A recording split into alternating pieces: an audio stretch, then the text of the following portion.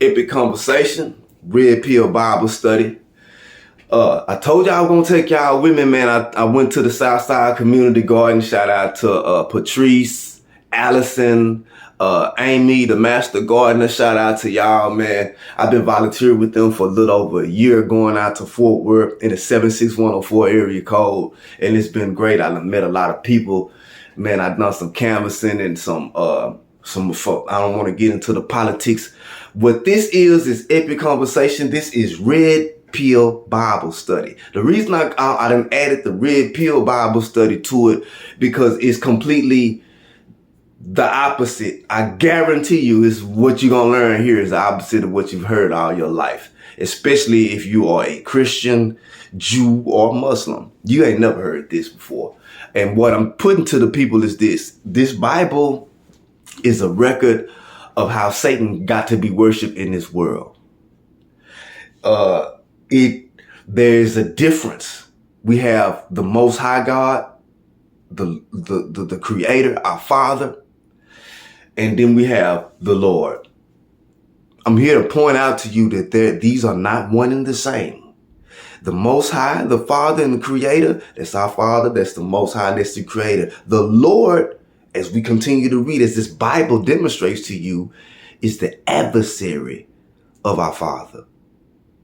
And we're going to see, this is where we at so far. We up until the point of the children of Israel moving out of the land of Shechem, because the children of Israel just went in there and killed all the males of their town and took the women and children for themselves. And they did this because they, go watch the last video, but then catch up. So this is where we at. And the Lord then came and told Israel, with Jacob, whose name is Israel now, pack up and y'all go over here to this land that I'm showing you. Today, y'all, he's real busy. I see he's not going to stop, but I got to put this and make this plain today. So I got all kind of distractions going on. When I left the community gardens, I got pulled over. On my way back home, I got pulled over. And I didn't go to jail or nothing. I got a ticket. You know what I'm saying? It's cool. It was pretty cool that I didn't go to jail. He told me I had warrants and everything. And I'm like, man, I just come back from doing volunteer work, building gardens, man. But it's been a couple times. I don't want people to go too deep down the rabbit hole. And I don't want to put out the spirit of fear, but it is not without risk that I put this out. You know what I'm saying? I'm sitting here with bullet wounds and I got a court case tomorrow I'm dealing with. And all this stuff came when I began to volunteer and put this stuff out. So yeah, it's not without risk. I just don't speak on it because I don't care about it. I have no fear of death, the grave, prison, lack of money. I cannot be bought, sold, manipulated, bullied. I have no fear. I'm bringing it. They're going to have to put me in the grave.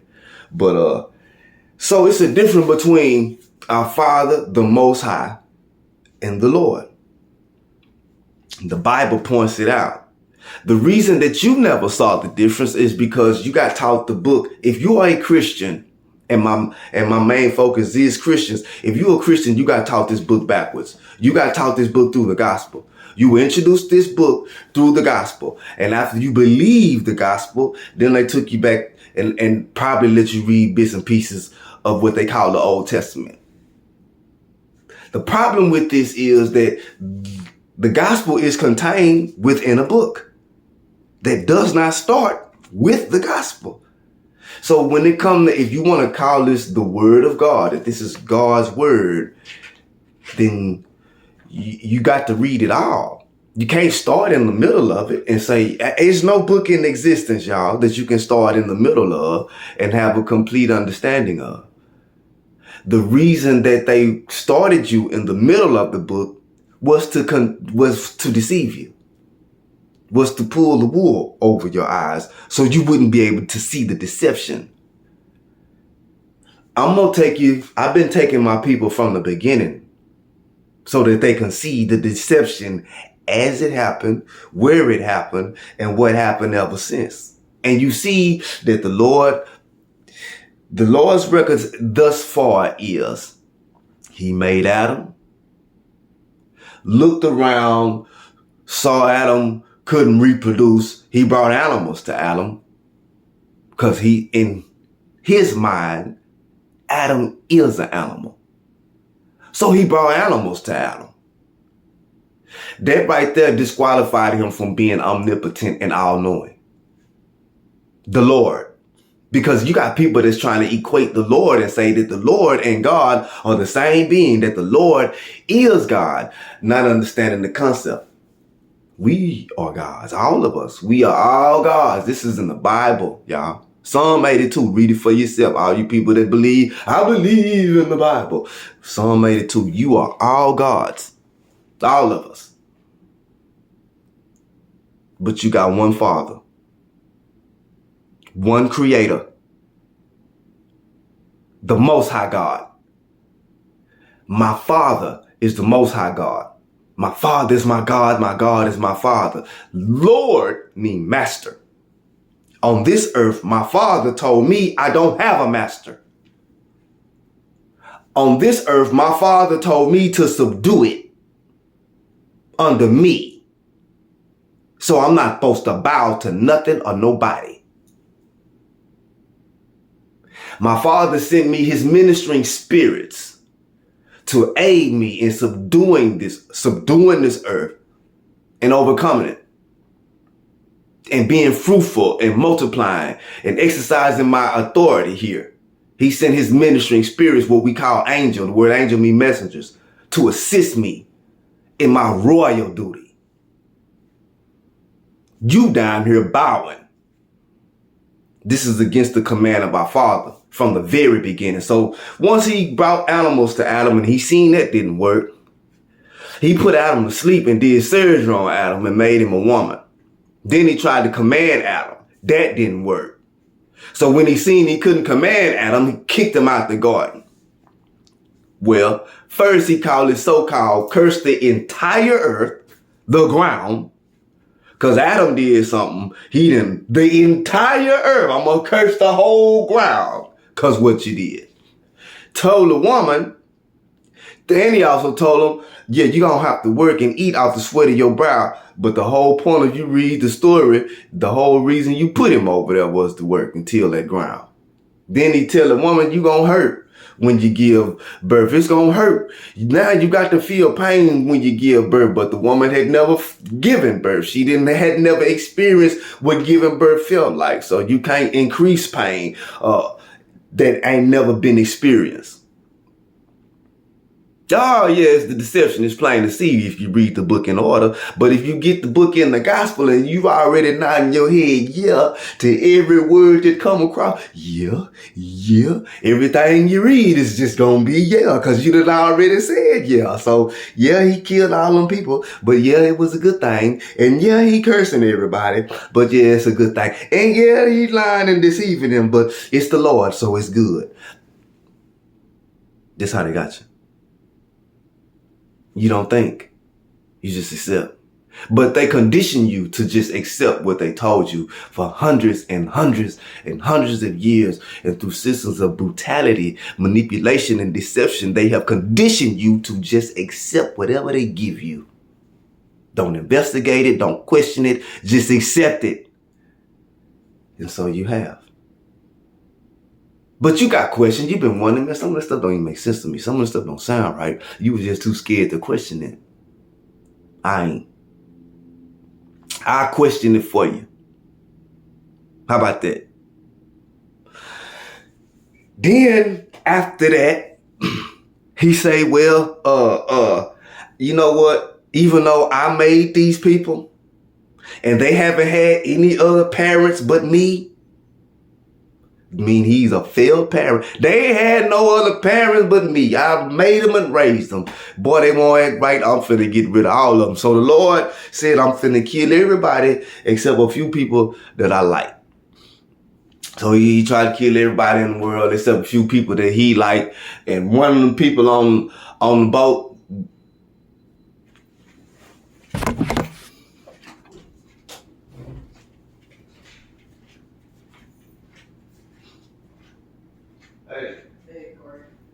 I'm making my video. So one of the people on the boat happened to be pregnant. And the child name was Canaan. Canaan was cursed by Noah, and Canaan happened to be the descendants of African nations. From that time on, the focus of the story is the children of Israel in Canaan's land. It's all about Canaan's land. They want Canaan's land, and that's what this is about. That's what they are heading to. So we have got to the point where they leaving Shechem. The children just killed all the males in the city. And the Lord told Jacob, hey, get out of here. But I'm going to put fear around you so won't nobody chase you.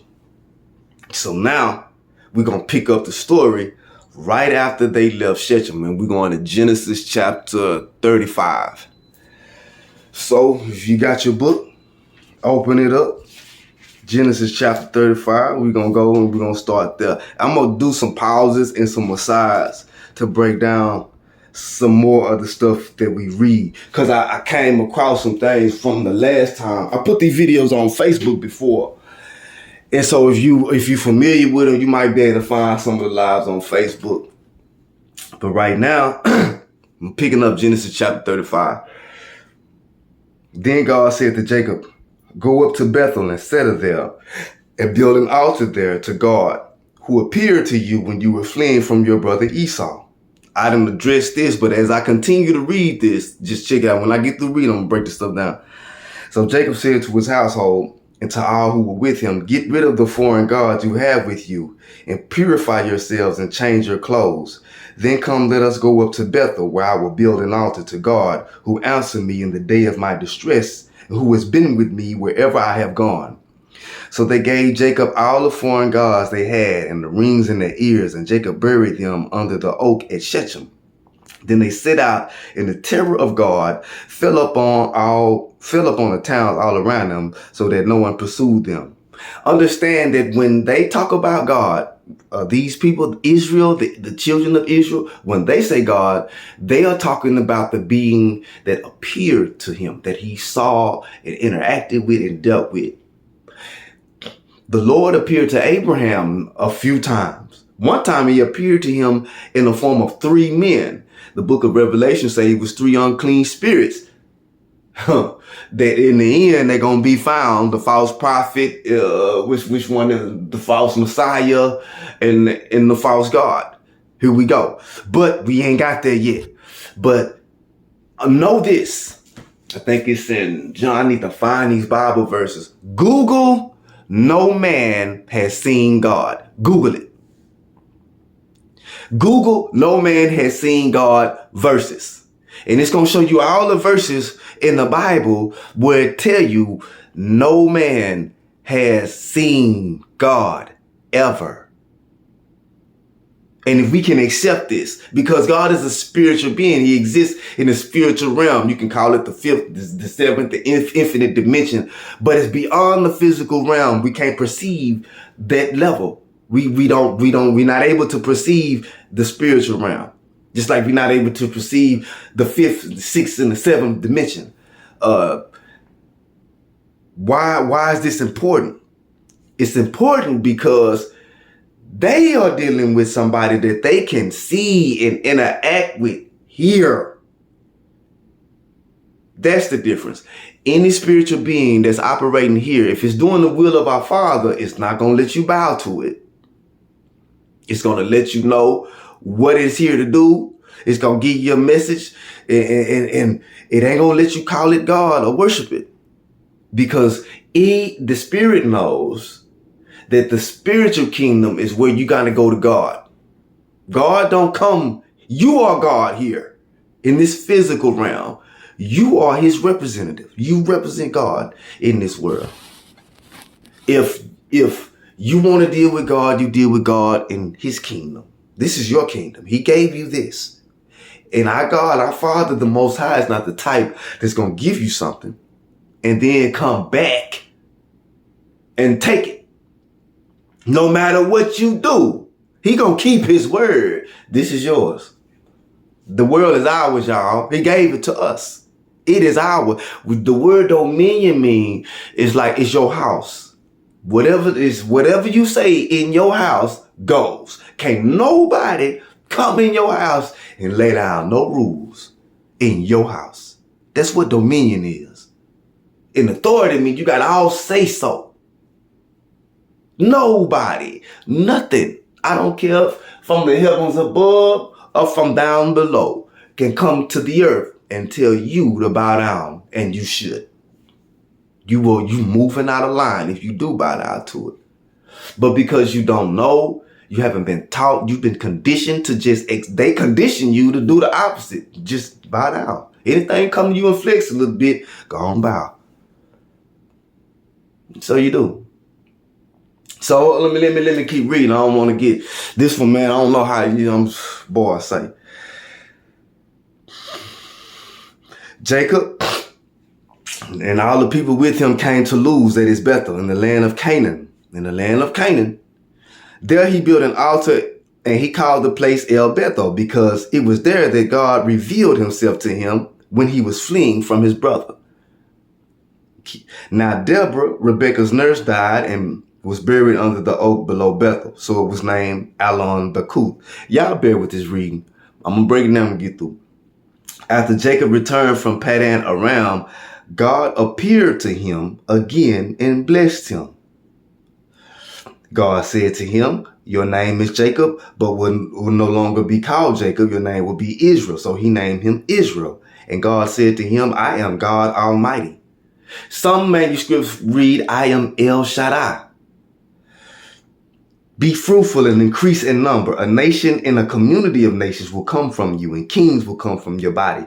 The land I gave to Abraham and Isaac, I also give to you. I will give this land to your descendants after you.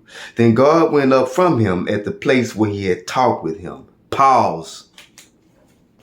Yeah. When they say God, y'all, they talking about somebody that they like, you looking at me right now? They talking about somebody that they could look at and see. Y'all, I need y'all to understand that. Because ain't nobody ever seen God.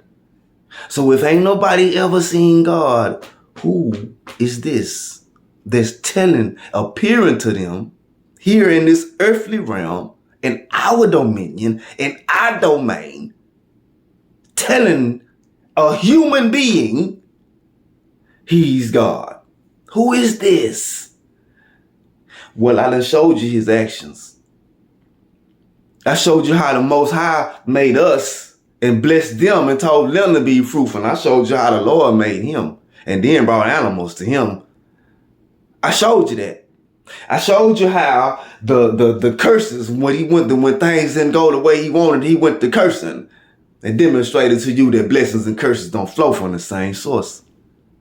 Then I continued to show you about his action when he tried to destroy the whole world because everybody was wicked and their thoughts was continually evil. After he tried it, he looked down and said, you know what? They're going to be like that anyway. I shouldn't have done that. Let me put a rainbow in the sky to remind me not to do it again.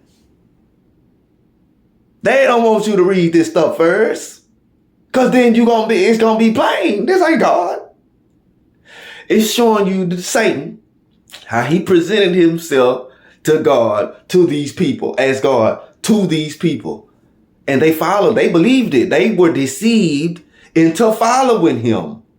These people later became known as Hebrews and invented a religion called Judaism from their worship of Satan. But let me not get ahead of myself. I'm just pointing out that they can see this dude that they dealing with, that they bowing to. They can see him. He's here on the earth. That ain't my God. That's your God. That's the one you call on, not mine. Yeah, so after Jacob returned, hold on. And he went no longer. So God, and he went up from him. Then God went up from him at the place where he had talked with him. So he seen him, and then he went up.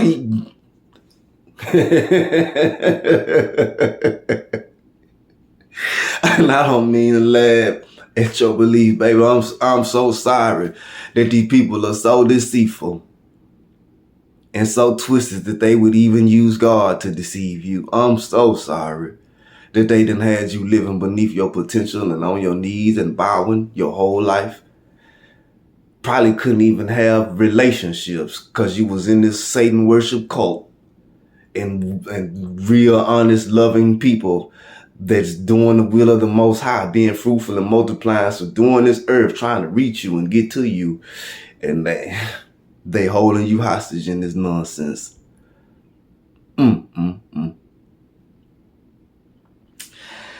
Oh. So he went up from him where he had talked with him. Jacob set up a stone pillar at the place where God had talked with him, and he poured out a drink offering on it. Pour out a little liquor. Jacob called the place where God had talked with him Bethel. Bethel mean Beth is house. El is the mighty one, or God, the house of God. That's what Bethel is, house of God. Excuse me.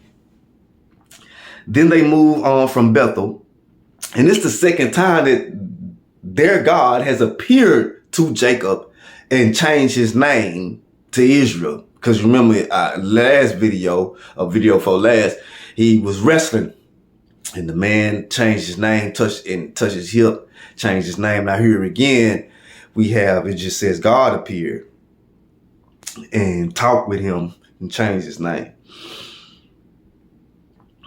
And they moved from Bethel. While they were still some distance from Ephrath, Rachel began to give birth and had great difficulty. And as she was having great difficulty in childbirth, the midwife said to her, "Don't be afraid, for you have another son." As she breathed her last, for she was dying, she named her son Benoni, but his father named him Benjamin. All these names have meaning. I encourage you, if you don't have Strong's Concordance, go to Abarim Publications and look up the Hebrew meaning of names and places. They got a search bar. You can type it in and have a real in-depth breakdown of the Hebrew meaning of these names and places.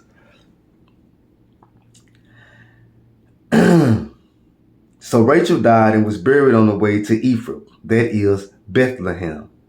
Over her tomb, Jacob set up a pillar, and to this day, that pillar marks Rachel's tomb. Israel moved on again and pitched his tent beyond Migdal's elder. While Israel was living, Israel is Jacob. Israel is Jacob, y'all. While Israel was living in that region, Reuben went in and slept with his father's concubine, Bilhah, and Israel heard of it. Pause. You remember when I told you Ham, the story of Noah and Ham is similar to this one. Jacob, oldest son, Reuben, ran up in one of Jacob's concubines, one of the wives he done acquired, whatever. Reuben ran up in one of them. Jacob heard about it. It doesn't, right after that, it just goes into tell you the story in the lineage of Jacob's sons, his 12 sons. But you remember I said to you, Ham uncovering Noah's nakedness is a symbolic way of saying Ham ran into Noah's wife, got her pregnant. Canaan was born from that pregnancy. Noah knew Canaan wasn't his son and cursed the baby. Jacob had 12 sons. The sons of Leah, Reuben, the firstborn of Jacob. That's who ran up in his concubine, his oldest boy. Simon, Levi, Judah, Issachar, and Zebulun. The sons of Rachel, Joseph and Benjamin. The sons of Rachel's maidservants, Bilhah, Dan, and Naphtali. The sons of Leah's maidservants, Zilpah, Gad, and Asher. These were the sons of Jacob who were born to him in Padan Aram. Jacob came home to his father Isaac in Mamre, near Kiriath Arba, that is Hebron. where Abraham and Isaac had stayed. Isaac lived 180 years. Then he breathed his last and died and was gathered to his people, old and full of years. And his sons Esau and Jacob buried him. So yeah, I ain't gonna stop there. I'm not gonna stop this. Another one I want to check out, and that is the story of Judah and Tamar. But before we get to Judah and Tamar, we got Joseph. So where we leaving off at? We done got up to the 12 sons of Jacob, whose name is now Israel. We got another repetition of one of the sons running into the wives of the father. The chapter 36 deal with the descendants of Esau, and it just lists his lineage in the names of them and where they settled. Chapter 37 begins the story of Joseph. Joseph is the one, well, I'll just read it. Joseph, a young man of 17, was tending the flocks with his brothers, the sons of Bilhah and the sons of Zilpah, his father's wives, and he brought their father a bad report about them. The bad report that Joseph brought his father was about Reuben and one of his father's concubines. He went told, hey, Pops, Reuben and your wife is getting it on. So this created a problem with the brothers. You know, he done told it. He a tattletale. They don't want they don't nobody like a tattletale. Now Israel loved Joseph more than any of his other sons because Joseph laced him up. His other sons probably knew about it and just didn't say nothing, left him in the dark. Joseph came and gave him the game. But it says here, he loved him because he had been born to him in his old age. But Joseph has a younger brother. So, that ain't the reason. Because he was born in his old age. Because Joseph got a baby. But Joseph's 17. His other brother is younger than, I don't know the age, but Benjamin is younger than Joseph. When his brothers saw that their father loved him more than any of them, they hated him and could not speak a kind word to him. Joseph had a dream. I don't want to put it like this. Let's paraphrase the story. You can read the story for yourself. It's Genesis chapter 37. Joseph had 2 dreams, and in his dreams, everybody's bowing to him. And his brothers was already like, he gonna tell it. He got these dreams. He feel like y'all let, and they had first plotted to kill him. They didn't kill him. They ended up selling him into slavery and telling their pops that his daddy got killed. Joseph ended up being sold into slavery, ended up in Egypt. And when we pick up next time, we're going to pick up at the story of Joseph because it's a real deep one. It's a whole lot of good eating in there. Judah and Tamar. I need to read this story to you because remember, I'm showing you that God, our Father, the Most High and Creator, is one being, and the Lord is a completely other being. And I'm showing you that the Lord is Satan. He's not God. He's not our Father. He's not the Creator. He called, and I said in another video, I'm going to say it in this one, just because we call him Satan, that don't mean that's what he called himself. He called himself the Lord. And this story is another story in the evidence. All I've been doing is giving you evidence. All these videos is evidence. And I'm showing you what he's doing. Not telling you what I think. This is what he's doing. And then asking you, is this the act of an all-knowing, all-powerful God? Check this out, man. At that time, Judah left his brothers and went down to stay with a man of Adullam named Hira. There, Judah met the daughter of a Canaanite man named Shua. He married her and lay with her. She became pregnant and gave birth to a son who was named She conceived again and gave birth to a son and named him Onan. She gave birth to still another son and named him Shelah. It was Kazib that gave birth to him. Judah got a wife for his firstborn, and her name was Tamar. But Judah's firstborn, was wicked in the Lord's sight, so the Lord put him to death. Pause. I don't know what did or why the Lord considered wicked, but I do want to point out to you that this is how the Lord worked. Our Father, the Most High, said he was finished. He had done all the work he was going to do, and that was it. The Lord is never finished, and he's a killer. If what wicked is whatever he don't like, it don't even have to specify. It's later on it's gonna specify what it is, but he kill him. He say he put him to death. The Lord put him to death.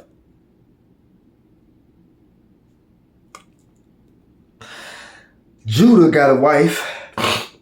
Then Judah said to Onan, lie with your brother's wife and fulfill your duty to her as a brother-in-law to produce offspring for your brother. So they had a custom. If one brother got married and he died, then the other brother was to marry the wife, and the kids, if they had kids, would be in the name of the brother that died. That was their custom. But Onan knew that the offspring would not be his. So whenever he lay with his brother's wife, he spilled his semen on the ground to keep from producing offspring for his brother. What he did was wicked in the Lord's sight, so he put him to death also. Pause.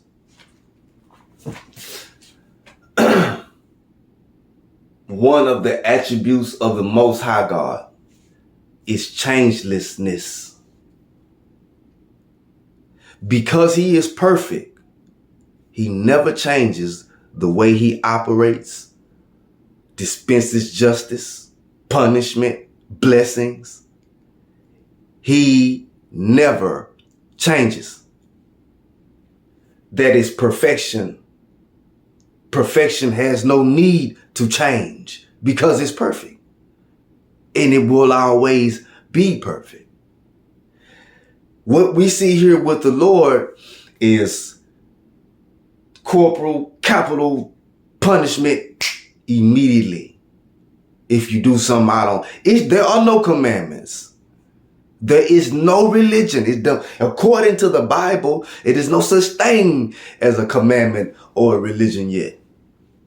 Though we had Melchizedek, who was a priest of the Most High God already, when Abraham cut into him. Abraham, so much so that Abraham gave him 1/10 of his spoils. Esau, Jacob done all that trickery and bamboozlery to Esau. Do you know when he ran back up on Esau, him and all his family bowed down to Esau 7 times? And here we have the Lord, capital corporal punch. Soon as you do it, I ain't even made no laws. Just do something I don't like and you're gonna die. That's how the Lord operates. It said that he don't operate like that no more. He found a better way to do it. And if that don't show you that is not an all-knowing, omnipotent God, nothing will. Do the Lord still operate like this today? Do he still just, you do something he ain't like? Nah, that ain't how it go. Now you under grace and mercy. Yeah, it's a whole new law now. But you don't understand that the fact that you call it a new law disqualifies the being that made the old law from being perfect. He can't be perfect if he had to make a new law. See, perfect means he made a law and never had to change it because it was so perfect and so good and eternal that fit on all levels for all eternity, past, present, and future. That's a divine command.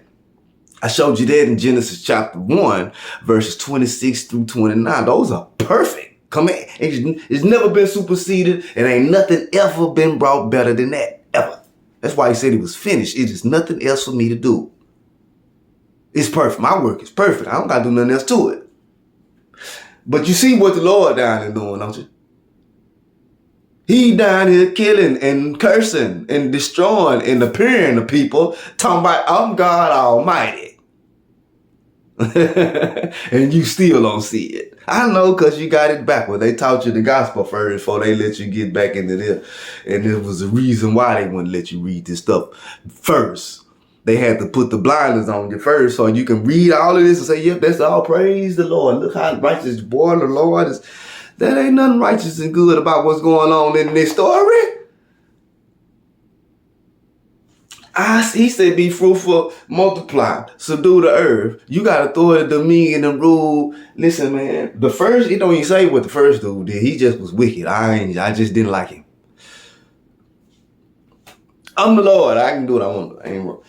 Then get to the other one. Oh, you don't want to put your seed in them? Okay, I'm going to kill you too.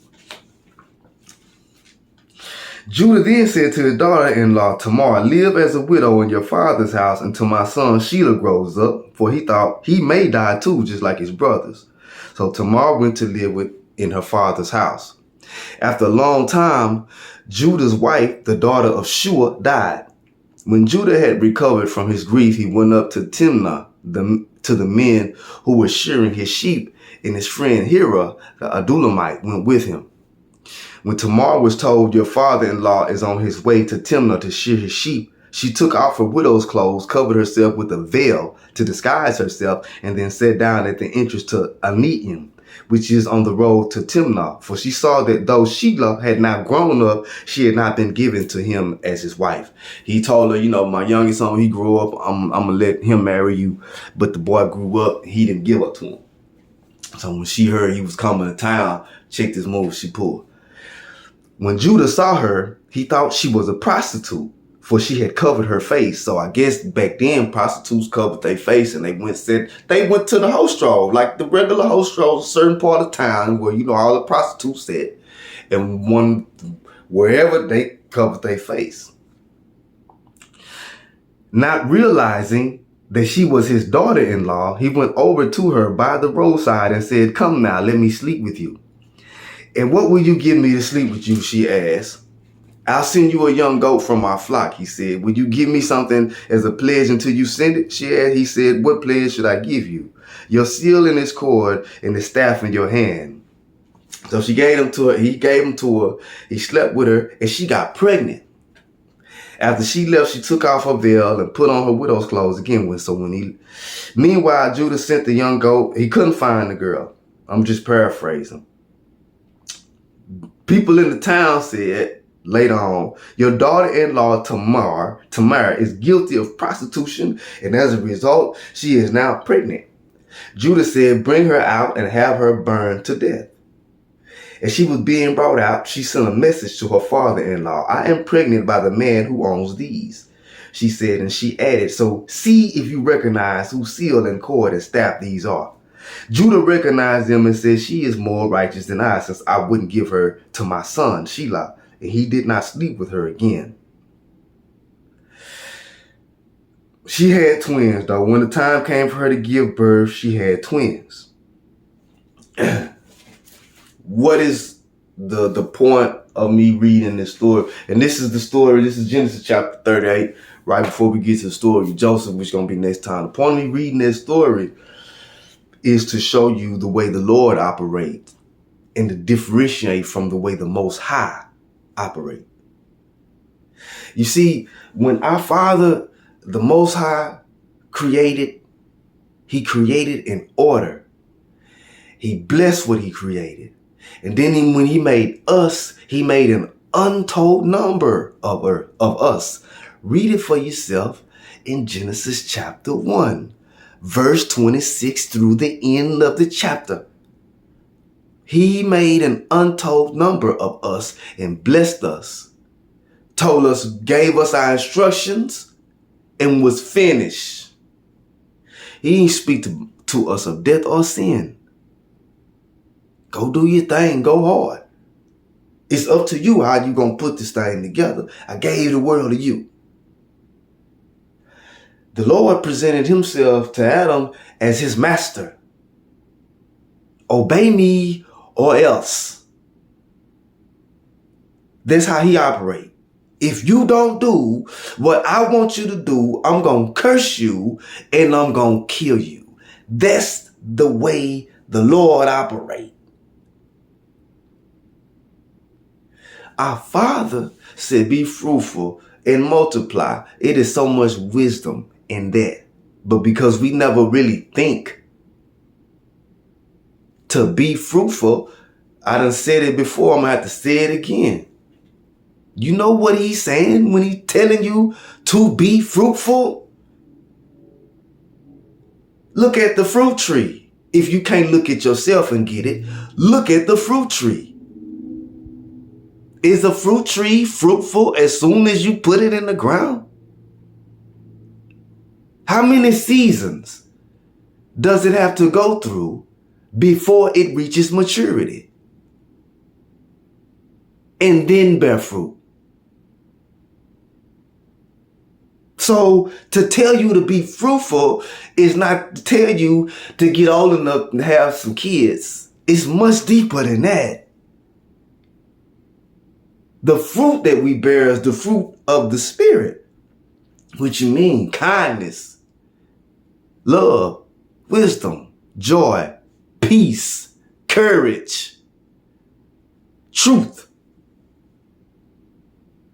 You know how many seasons you gotta go through before you bear these fruits?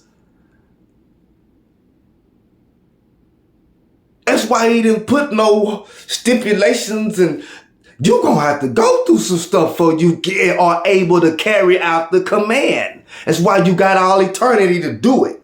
It's gonna take you that long. That's why he don't speak to you of death. It's never brought up in our Father's creation. But with the work of the Lord, he introduced the concept of sin and death. And here he is carrying it out on the people who worship him, to subjugate them, to cause fear. He is called, the Lord is the fear of Isaac. Because he seen them closing up people womb. He was going in line. Yeah, that's my sister, man. Yeah. Go on, get up. He'll close up their womb. The people and give them diseases in their house. Even though it was Isaac and Abraham and Isaac that was doing the deceiving in the line. Telling people that their wife was their sisters. Sending them off and coming up off the deception. So this is just further evidence of the way that the Lord operates and how it is so much different from the way that the Most High operate. But again, you got tricked into worshiping Satan because you got to introduce this book through what's called the gospel.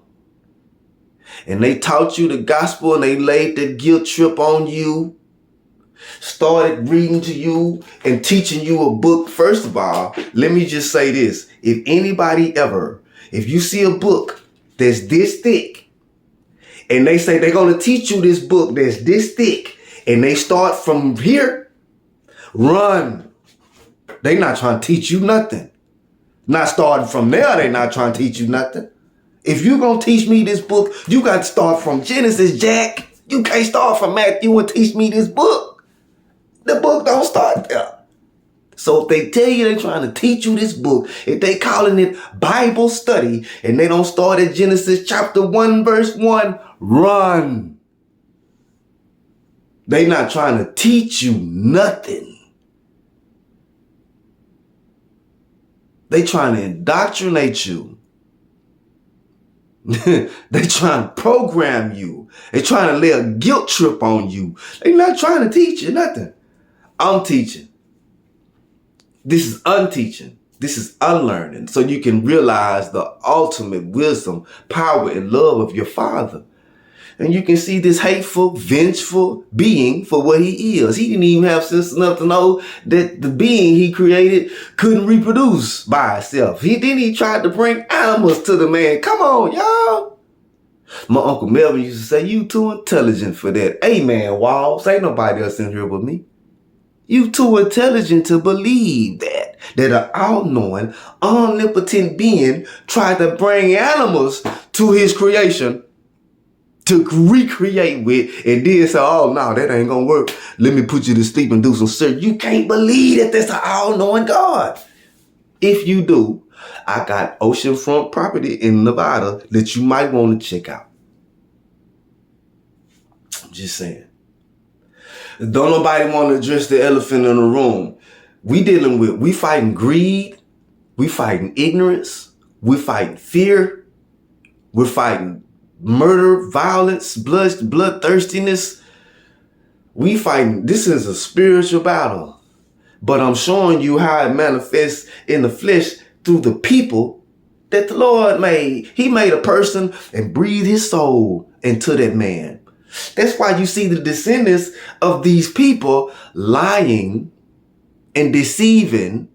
And I just got through reading some more of these people doing a little more lying, a little more deceiving.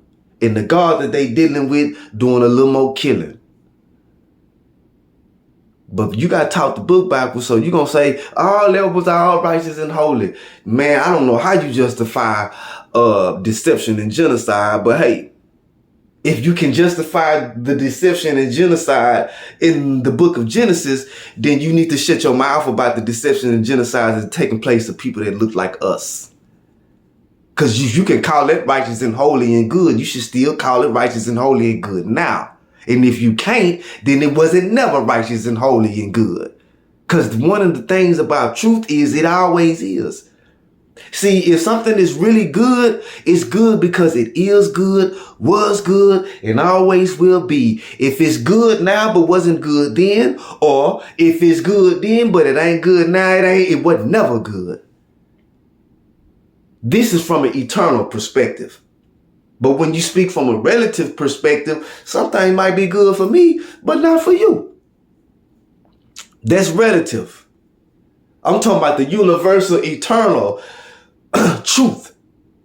It never changes. The truth is always going to be the truth. It ain't going to never change. No matter the time, geographical location, beliefs of the people, nothing will change the truth from being the truth. If it's changing, like you got these commandments, you said we ain't got that far. I hate to skip ahead of myself, but this is a book that's called the Bible. And in it, you have what's called the Old and the New Testament. But people don't think, they suspend that faculty when it comes to this book. The fact that you got an Old and a New Testament ought to tell you something is up.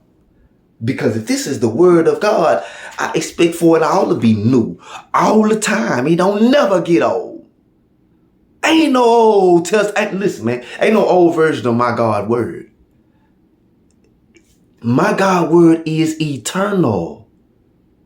He don't have old commandments and new commandments. My God got one set of commandments that he gave everybody, and that was it.